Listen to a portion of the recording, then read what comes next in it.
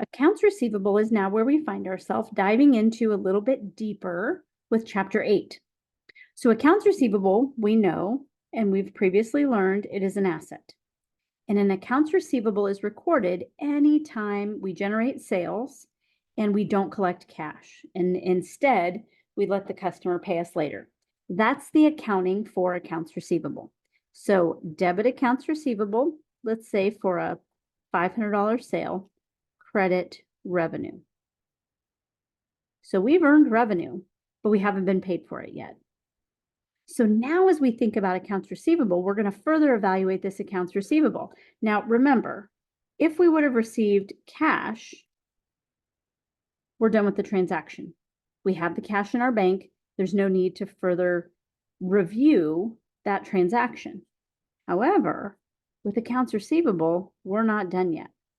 So now as we move into valuation, essentially what we're saying is whatever our balance is in accounts receivable, are we actually going to collect this $500? And that's the deeper dive we're taking with chapter 8.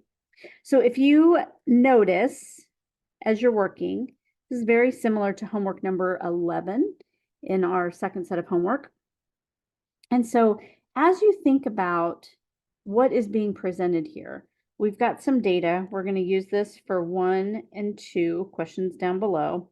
And we're going to use this for number 3. So we're going to come back to number 3, but let's just kind of talk about what's going on. So this furniture store has credit sales of $400,000. What that means is that they've generated revenue in a total amount of $400,000, and this $400,000 was debited to accounts receivable. That's what a credit sale is. Okay. Now, save this part. We're going to come back to this allowance piece in just a minute. Okay. So what I want you to remember with accounts receivable is that throughout the year, we had all these transactions of some amount for every individual customer, and all those amounts totaled $400,000. Okay, $400,000 represent the total debits to accounts receivable. That could be 100, 1,000 customer accounts, any amount. Okay, but those are all debits to accounts receivable. Now, if we look forward a little bit more, it says at the end of 2022, 130,000 of accounts receivable remain uncollected. That just means customers have not paid us yet for their accounts receivable. And that was for $130,000. And so if you think about it, what that really means is of the 400,000 in credit sales, we have collected $270,000 worth of cash. So that is not what's in question. What ultimately now is in question at the end of the year is this $130,000. And is it the appropriate amount of cash we plan to collect? Now, any company that sells on credit has a risk of uncollectability, just meaning that we might not collect that. And so when we talk about now preparing adjusting entries to record the uncollectible accounts expense, this is really called bad debt expense. How are we going to do this? Now, I have a couple of methods. One is the direct write-off method. That's not approved by GAAP, so we are going to focus on what's known as the allowance method. And the allowance method says we need to estimate how much we're not going to collect. And that's all it says. So if we read a little bit further, the credit manager, this person is in charge of all of the accounts, the collections, how often they've been collected, who still owes us, who's paid. And so that person has taken a deep dive into what's called the aging schedule. And this is from the AR subledger,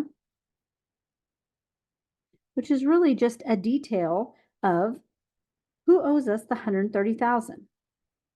And that credit manager, and I would never ask you to figure this out in this class, okay? You have to know a lot about the company and your accounts, okay?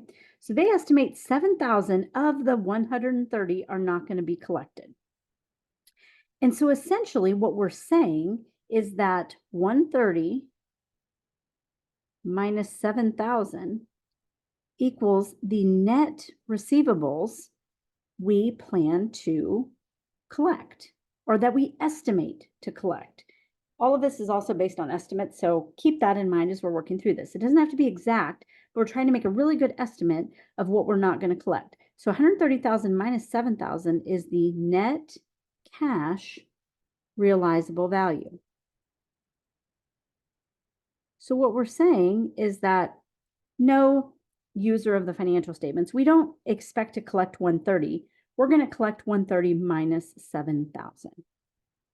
So in order to get our records to be updated with that under this allowance method, we need to look at how we're going to record this balance in the allowance for doubtful accounts. And that's what the allowance method allows for us to do. So when I think about the allowance method, I'm really focused on this account called the allowance for doubtful accounts. We're not real creative here. We're just saying, what are we allowing for the accounts that it's doubtful that we're going to collect? Now, we said it was 7,000. Notice here I did 130 minus 7,000. So if AR has a normal debit balance, guess what the doubtful account has as a normal balance? It's a credit. And why is it a credit? Because this account's contra to accounts receivable, and its job is to reduce the accounts receivable. So now that I know that I want 7,000 in the account, what information do I have? Well, if I go back up here to the yellow highlight, a debit balance of 600 is in the account at year end. Now I can't have a debit balance of 600. So how do I turn a debit balance of 600 into a credit balance of 7,000? Well, I have to record a credit of 7,600 in order to get that account up to 7,000 because I want a $7,000 credit balance. Any credits I record here during the allowance are what's known as my bad debt expense. And so my journal entry, my adjusting journal entry to record my year-end adjustment for the allowance to get that up to speed is debit bad debt expense of 7,600 and credit, now I'm going to abbreviate my allowance for doubtful accounts for 7,600. And what that's done is now forced an ending balance of 7,000 to be offset against my 130,000 of accounts receivable.